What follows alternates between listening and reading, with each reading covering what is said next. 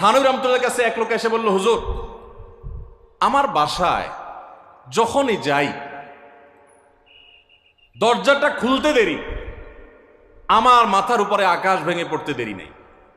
যেটাই করি, বাজার করে এনে তার হাতে দিলেও রাগ, রাখলেও রাগ, আমার সাথে সারাদিন শুধু ঘেউ ঘেউ করে হুজুর, আর সহ্য করতে পারি না।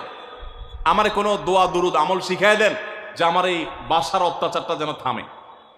তো থানভী রহমতুল্লাহ বললেন যে, শোনো, তোমার একটা বুদ্ধি শিখাই দেই, দোয়া দুরুদ না। বুদ্ধি হলো, এখন থেকে বাসায় গিয়ে দরজা নক করবা, যে নক করার আগে 1 মিনিটের মোরাকাবা করবা। কি করবা? মোরাকাবা বুঝেন? ধ্যান। ধ্যান এটা কল্পনার জগতে ডুবে যাবা 1 মিনিটের জন্য, জাস্ট 60 সেকেন্ড। কি ধ্যান করবা? দরজা যায় থামবা, থেমে চোখ বন্ধ করে মাথাটা নিচু করে চিন্তা করবা, আমার ঘরের ভিতরে একটা কুকুর আছে। আর কুকুর মানুষ দেখলে কি করবে? ঘেউ ঘেউ করবে। অতএব এটাতে আমার রাগ ভাব তো কিছু নাই। কুকুর কেন ঘেউ ঘেউ করছে এটা জিজ্ঞেস করার তার এক বোকামি। অতএব এটা আমি মাথায় কিছু নেব না, ইগনোর করব। কুকুর থাকলে কুকুর তো ঘেউ ঘেউ করবেই, এটা চিন্তা করে এরপরে বিসমিল্লাহ পড়ে নক করবা। তো এই বুদ্ধি অনুযায়ী পরের দিন আসছে বাসা, আগে 1 মিনিট মোরাকাবা করছে, এরপরে দরজা নক করছে। যথারীতি দরজা খোলার পরেই শুরু হয়ে গেছে যুদ্ধ, ইউক্রেন রাশিয়া, এখন ইসরায়েল ইরান।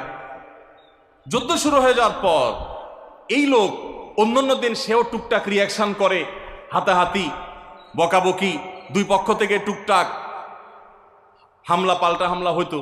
কিন্তু আজকে সেই লোকটা আর হামলা টামলা তার করা দূরের কথা, উল্টা সে মিটমিট করে হাসতেছে এবং একটা পর্যায়ে আর নিয়ন্ত্রণ করতে না পারে ফিক করে হাসেই দিছে।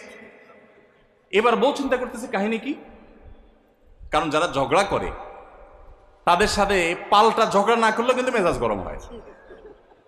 কদিন আগে শুনছেন না পত্রিকা যে এক মহিলা স্বামীরে ডিভোর্স দিছে, কেন? কারণ স্বামী ঝগড়া করে না। কদিন আগে পত্রিকা দেখছেন। এই মহিলা যখন দেখছে স্বামী হাইসা দিছে, সে এবার ঝগড়া টগড়া থামায়া বলতেছে, ঠান্ডা মাথা বলতেছে, কাহিনী কি বলতো, তুমি হাসতেছো কেন? বল না না কিছু না কিছু না। সে তো বলবে না। স্বামী মনে করছে হয়তো অন্য কোনো কাহিনী আছে, কোনোভাবে উদ্ধার করতে পারে নাই। পরের দিন আবার সেম কাহিনী, আবারও হেসে দিচ্ছে। মহিলা চিন্তা করছে ব্যাপার কি, বলে না আজকে তো তোমার একদিন কি আমার একদিন, বলতেই হবে তোমার। কেন তুমি হাসতেছো? আমার ঝগড়ার বিনিময়ে তুমি ঝগড়া না করে হাসতেছো, অপমান করতেছো। আমার ঝগড়ার কোনো দাম নাই? আমি কি কথা বলতেছি না, এগুলো কোনো মূল্য নাই? যখন চেতে যাচ্ছে এবার বলতেছে, শোনো, তুমি যেহেতু জোরই করতেছো, তাইলে আমি বলি, আমি গেছি এক হুজুরের কাছে, হুজুর আমার এই বুদ্ধি শিখাই দিছে, আমি সেই বুদ্ধি অনুযায়ী চিন্তা করি। এখন আমি চোখের সামনে যখন চিন্তা করি যে কুকুর গেউ করতেছে, আমার হাসি আসে। ও চিন্তা করে, কি বললা তুমি? তাহলে তুমি এই মনে করো আমারে? এবার থেকে বেচারে ঝগড়া করার আগেই তার থেমে যায়, চিন্তা করে হায় হায়, আমি ঝগড়া করলে তো সে মনে মনে আমার ওইটা চিন্তা করবে।